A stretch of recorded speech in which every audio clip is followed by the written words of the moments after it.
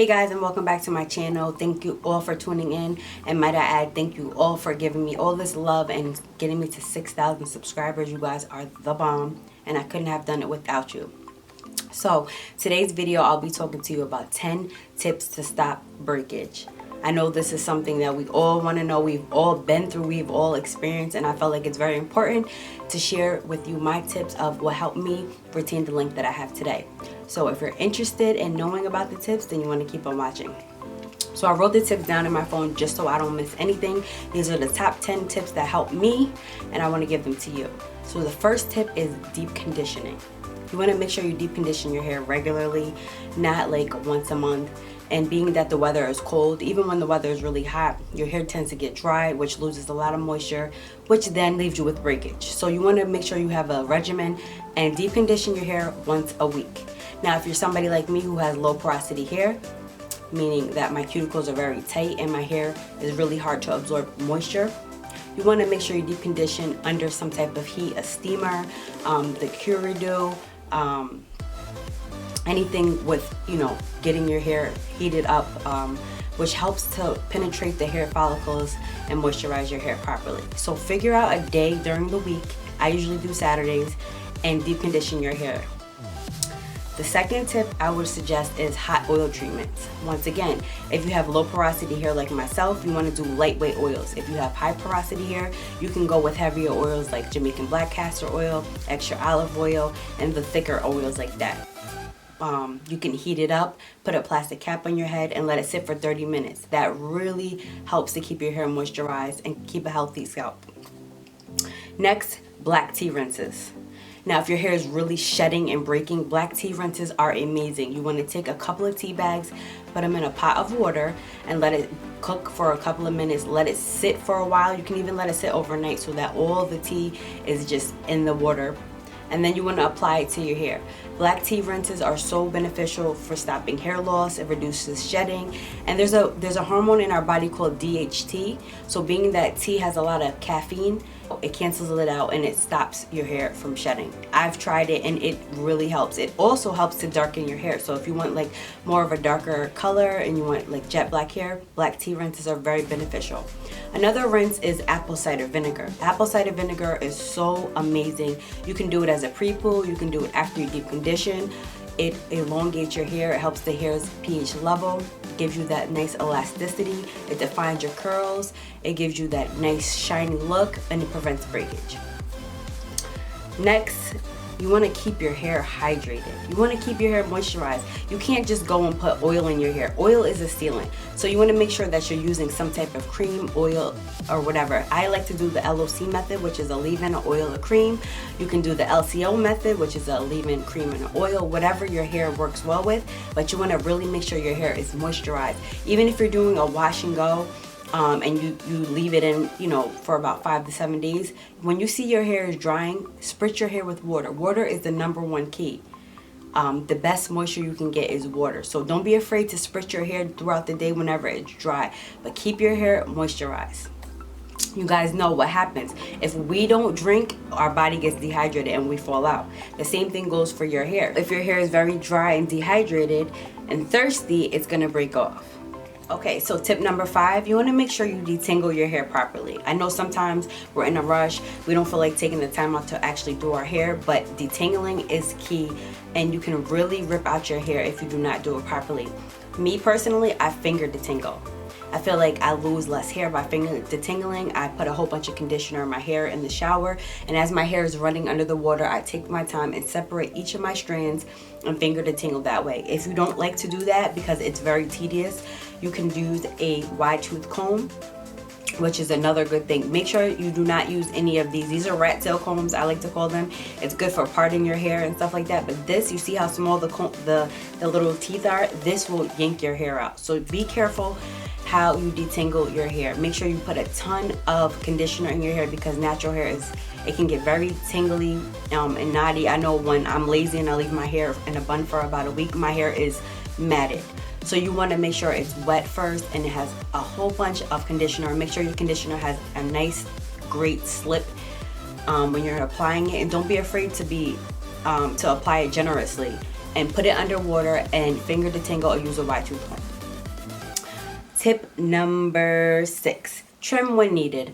I know for myself, I don't like the word trim because I like to keep my length. We don't like to let go of our ends because we see our hair is growing and we're like, oh no, my hair is going to be short. But if you don't trim your hair when you need to, you will start to have a lot of breakage. Your hair will start breaking off and going up the hair shaft, and you'll have a lot of split ends. You will start to get a lot of fairy knots. If you notice those little knots that you get at the ends of your hair and you can't get them out, you have to just pull it or cut it. It's because your hair needs a trim. When you look at the ends of your hair and you can see through it, and you know, you can literally see through your strands, then you know you need a trim. You don't have to trim every 3 to 4 months like some people do. You can trim whenever you feel like your hair needs it. Your hair will let you know when it needs a trim. So yeah. Number 7, low manipulation styles. As for me, I'm super duper lazy. I'm a lazy natural. I am not one to really do a whole bunch of twist outs, braid outs and all that. I feel like it takes too much time. I have kids and my life is hectic. So I like to do low manipulation styles, like a high puff for an example. You can do a bun, you can do protective styles also, you know, weaves, wigs, braids. Make sure that you're not constantly tugging on your hair, pulling your hair, you know, a lot of pulling and tension on your edges. That causes breakage. I know we like our hair to look nice and neat, but you do not need to pull it super duper tight to get a pretty look, you know, a stylish, fashionable look. You can slick your edges and you can do a loose elastic. Right now I have a stocking cap, and you can squeeze it as tight as you want. So you want to make sure that you're very gentle and you're not in your hair 24/7.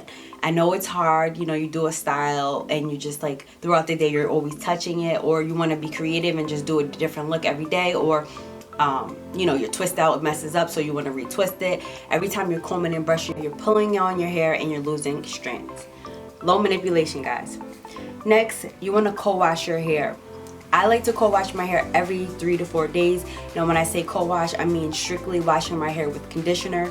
I feel like a lot of shampoos, if they're not sulfate free and paraben free, they become very stripping and drying to your hair. If you notice when you use a shampoo that contains silicones and parabens and all that stuff, your hair feels super stripped and like straw, right? So basically what I like to do is co-wash my hair every couple of days whenever I feel like it, and my hair is restored with moisture by just using a conditioner. And I like to I also will shampoo my hair maybe once a month with a shampoo that is sulfate free, anything organic that doesn't include a lot of harsh chemicals that can damage and dry out the natural hair. 9, scalp massages. Scalp massages are so important. I know we are busy, I know we're lazy, and I know we forget. So try to take at least 5 minutes out of your day to give yourself a nice scalp massage. Get some oils of your choice and just massage your scalp. Another good thing that could be very beneficial, which I got from, I think it was eBay for like $1.99. It's a head massager. This thing is the bomb. You just put it in and you just massage your scalp like this. And you can do this for 5 minutes, whatever you need to do to get your scalp going and to penetrate your follicles to help your hair to start growing. So don't forget to do that. Last but not least, number 10. Are you guys ready for this? I know you're not gonna want to hear this. I know it, but you have to hear it. And sometimes the truth hurts. Stop with the heat. You have to stop with the heat. I know that we like straight hair sometimes, and I know it feels good to swing our hair and we want it bone straight, but the heat, you gotta cut it out.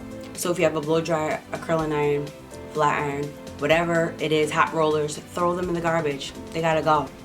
Heat is one of the biggest causes to breakage. It dries your hair out. Even if you use a protectant, like some type of heat protectant, that's great. But over time, your hair will start to get burnt, dry, brittle, and break. Stop it. No heat, okay? Try to do twist outs, braid outs, and you can even use the perm rods, the flexi rods, to get that pretty look. If you want your hair to be straight, stretch it.